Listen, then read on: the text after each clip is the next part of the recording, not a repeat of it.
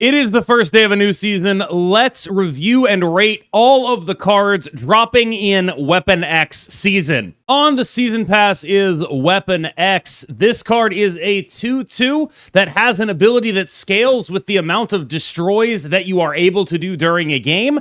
This card starts gaining 1 power per destroy. After the 3rd destroy, it is gaining 2 power per destroy. After the 6th destroy, it is gaining 3 power per destroy.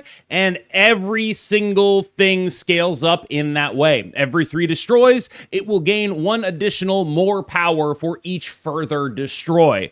Now, the way I look at this card is as sort of reverse death, which is a long way of saying that I think it's not quite as good as we would want it to be. In part, this is because this card needs to be on the board while death needs to be in the hand. While this card can get to a bigger point total than death, it has to be played on too, and that can also disrupt your ability to get enough destroys that either of them is a big enough card for what you're paying for them. The biggest thing about this card is that there are a lot of good destroy cards that cover a lot of good niches. It's really hard to make a better destroy scaler than Deadpool or Death or Null. They are already all quite good at that. And so this card, I think, at best, is doomed to a tertiary role in the destroy deck or a potential role in the Headpool V-Hand list where it's pretty okay, but I don't really see this being the headliner for anything, despite its generally reasonable power output. The metagame just isn't built for generally reasonable power output that gets got by a Shadow King. If you get this guy to 17 power, that's cool, but you probably did a bunch of stuff to make that happen that maybe you aren't getting paid off enough for getting this guy to 17 power for. You needed to use your turn 2 to play him after all. He doesn't work in hand, so it's not like this is the Morbius of the Destroy archetype. This is a very much more straightforward card, where it's pretty clearly a little bit worse for its archetype than Morbius is for the discard archetype.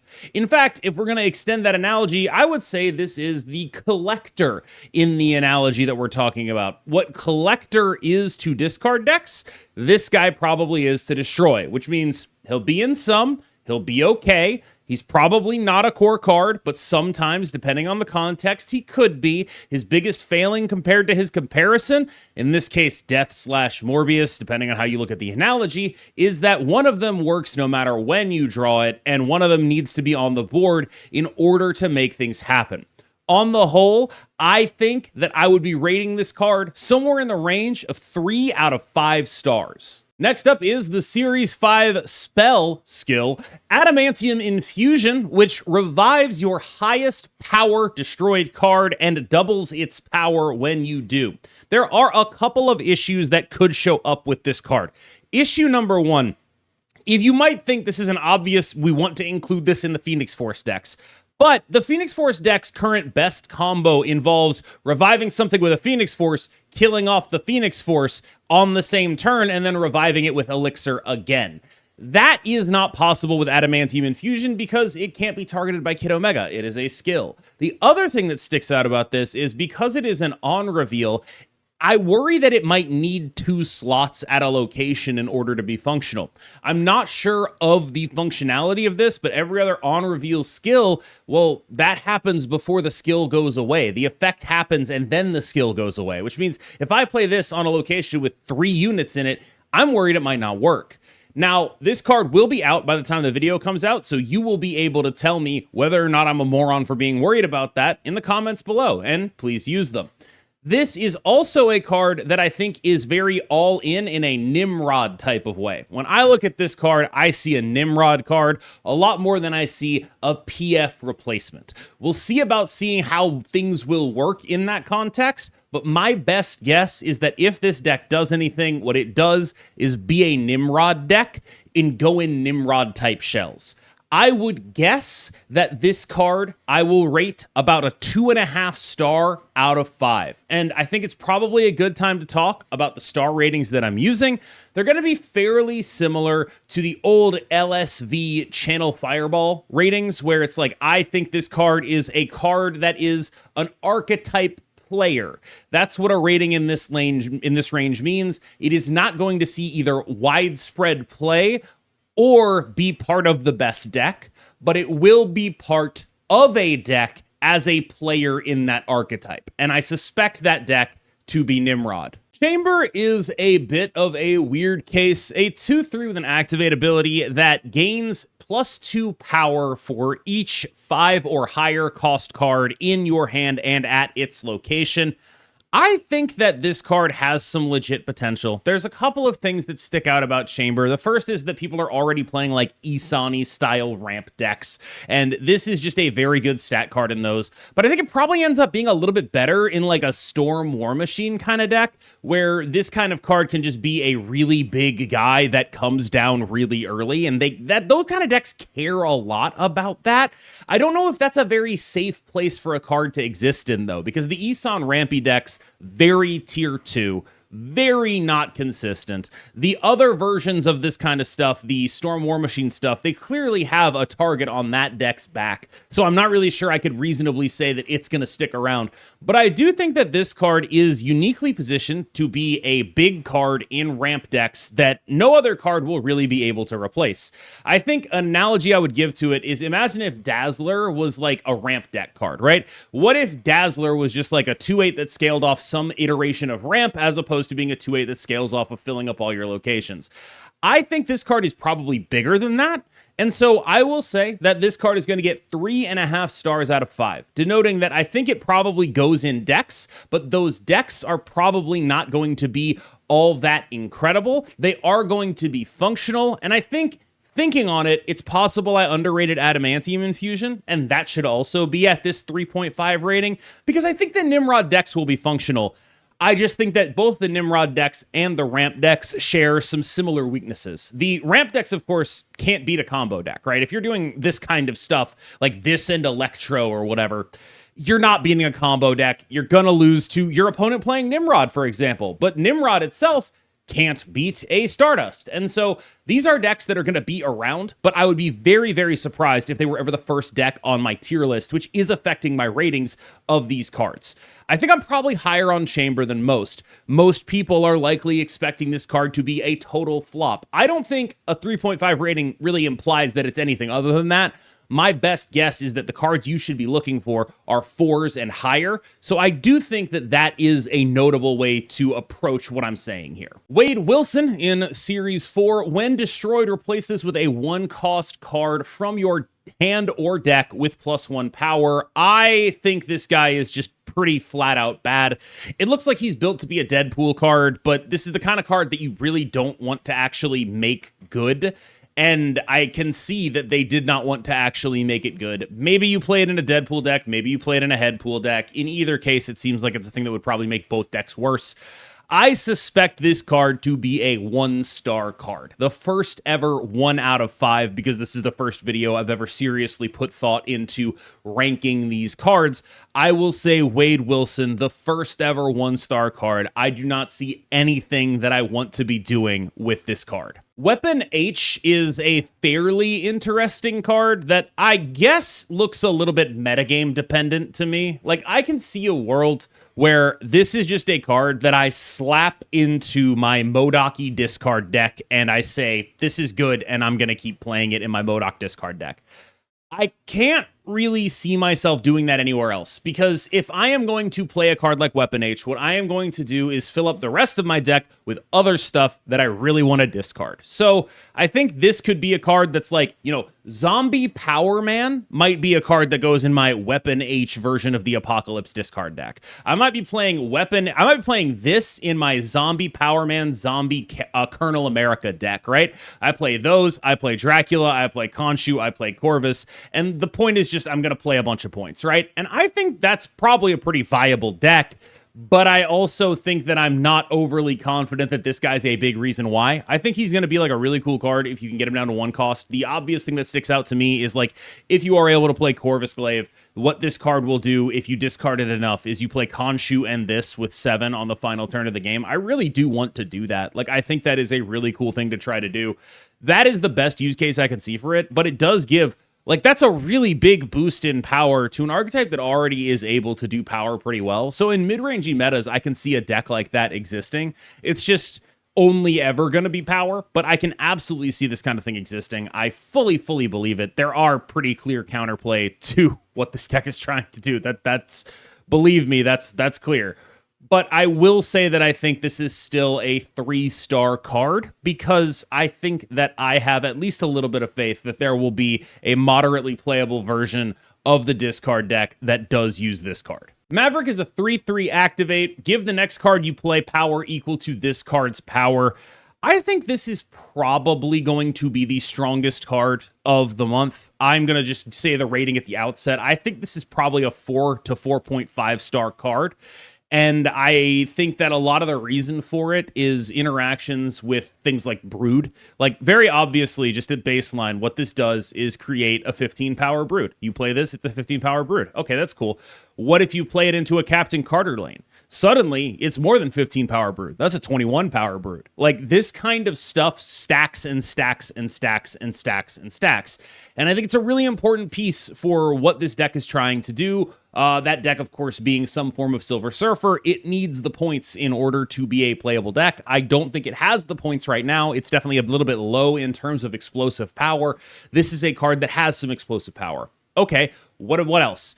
We can play Agony with this and then use it on the Fallen one. We can do a ton of stuff with this shell. I think there is a lot to be done with this card, and I think it is kind of the prowler of this season, where I look at it and I see a card where the floor on this card is pretty high. I think it's pretty hard for this card to go below a 4-star card for me. I think it is very likely to be potentially even better than that, but this is a very safe pick for me when I say I think this is a safe pick for best card in the season. It does some really strong stuff and adds some real explosiveness to a deck that frankly needs it. Fastball Special is my other pick for potentially strongest card of the season. I'm going to say this is probably a 4-star card. This is effectively a 2-cost Venom a lot of the time. That's a ridiculous thing to do. And in much the same way that, okay, it's not a 2-cost Venom because they can Luke Cage it. Okay, they can Shadow King your Venom. Like, that can happen the other way too. This is a card that destroys your strongest card and afflicts power equal to its power to the lane that it was destroyed in on your opponent's side of the board. That's really good. Like, if I am able to do this with a Deadpool on 4 and then Venom the Deadpool on 5, I'm just getting a lot more free value out of it. But beyond that, the fact that it targets the highest power and costs 2, I think is really slick. I think this is very potentially, like, there's a chance that this is a 5-star card in the sense that it is an archetype all-star, or a 4.5-star card in the sense that this is just like one of the best destroy cards that has ever existed and becomes an immediate new staple. I wouldn't be shocked if this like replaces Deathlock or something, for example. It's possible that it won't, because Deathlock has the ability to destroy multiple things, and especially if you're playing Weapon X, you care a lot more about destroying multiple things than one thing. Especially if you're playing Death, you care a lot about destroying multiple things than one thing. Like, that's all true. I just think that this card is very, very strong, and it's a weight of this kind of upside versus the potential wideness of Deathlock type stuff.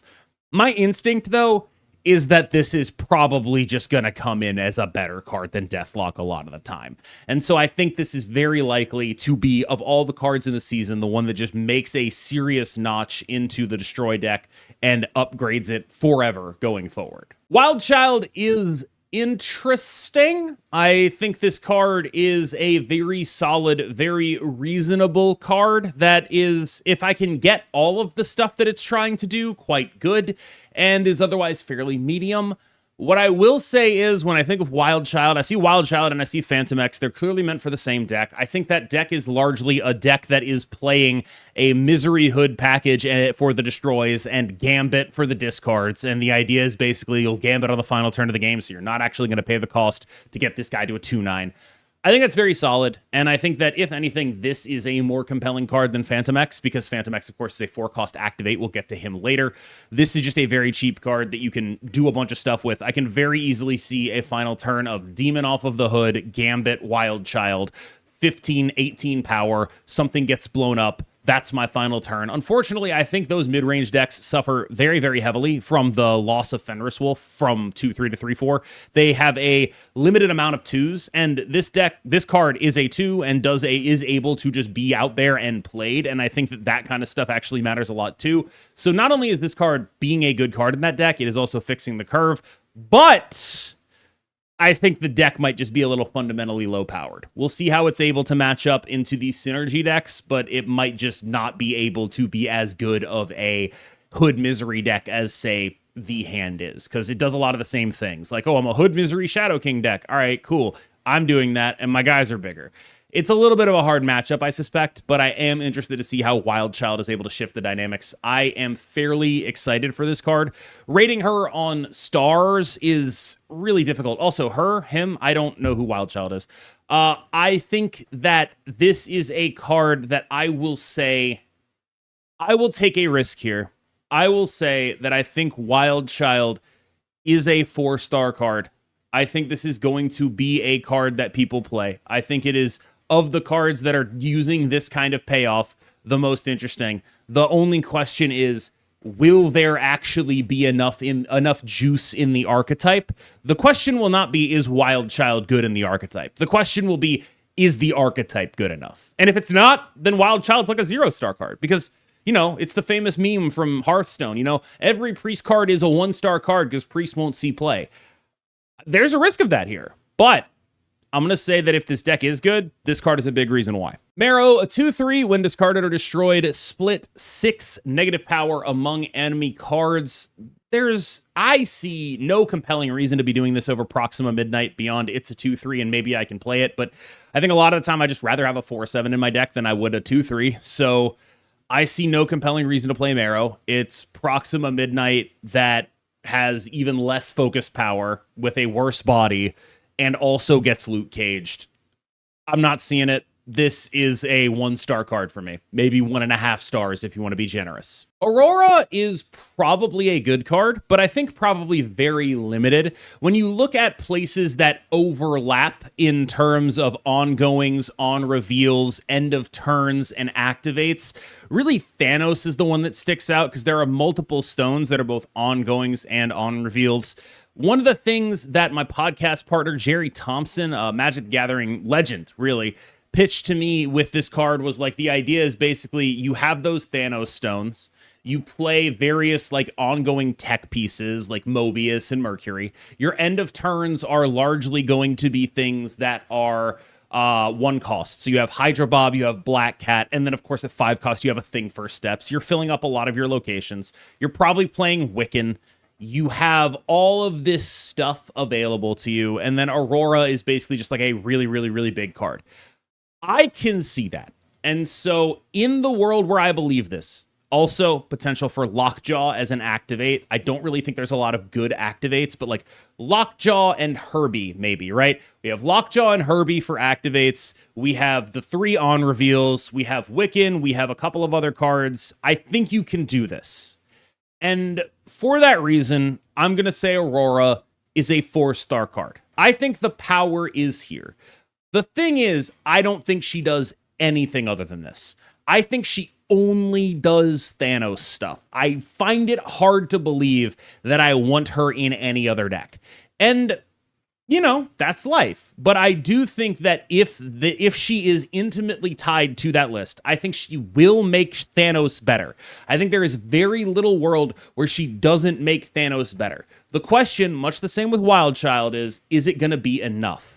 I don't know if a 4-star card is enough to make Thanos better. And that makes it hard to give her a 4-star rating, but I'm going to stand by it. Last up is Fantomex, 4/6 activate that afflicts the front row locations of your opponent with -2 power, so effectively -12 on the activate, but only if you have discarded and destroyed a card. And a lot of this keys on there's a couple things that we have to disentangle here. The first is, every 4-cost activate has been total ass, right? Just, it's been bad. The second is, this is a 4/6, and when you compare it to, say, I don't know, the only 4-cost activate that wasn't super terrible, aka Fantasticar, that had more power and also had better cards that went with it and also had an easier condition, because the condition for a Fantasticar was just you play cards that have end of turn abilities. The condition for this is like, even if they're in your deck, you have to draw them and actually put them out, where Fantasticar was much more a solved solution of deck building, right? Like, you were never not going to have a good Fantasticar. It was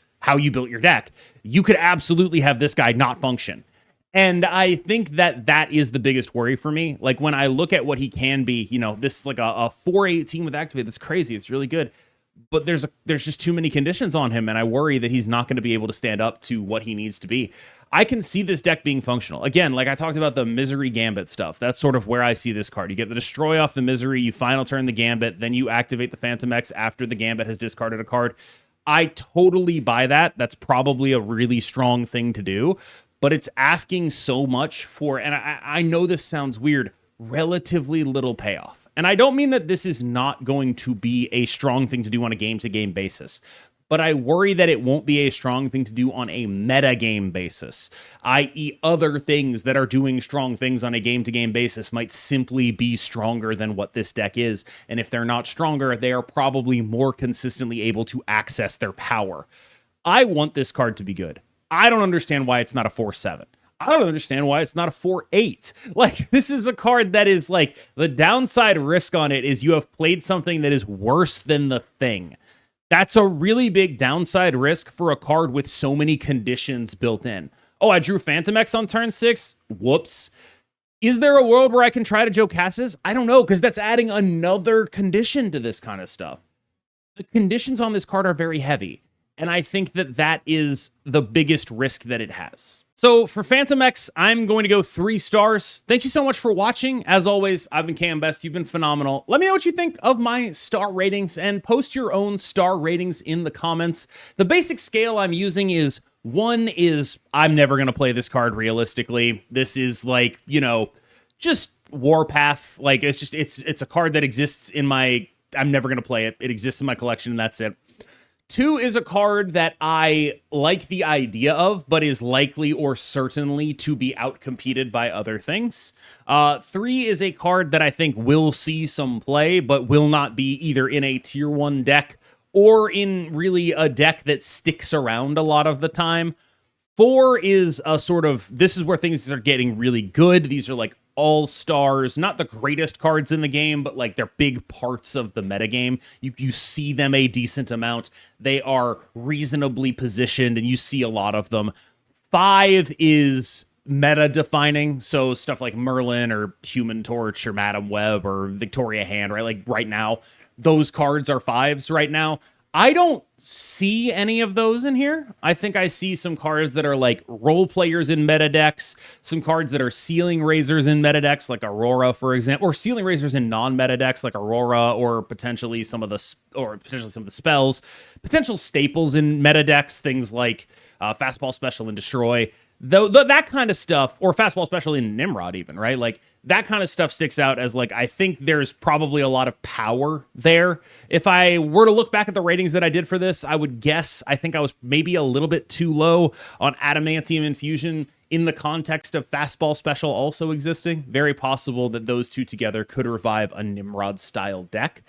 All of that is to say, thank you so much for watching. I've been KMBest, and you've been phenomenal. Remember to like and subscribe, leave your ratings in the comments, and I will see you in the next one.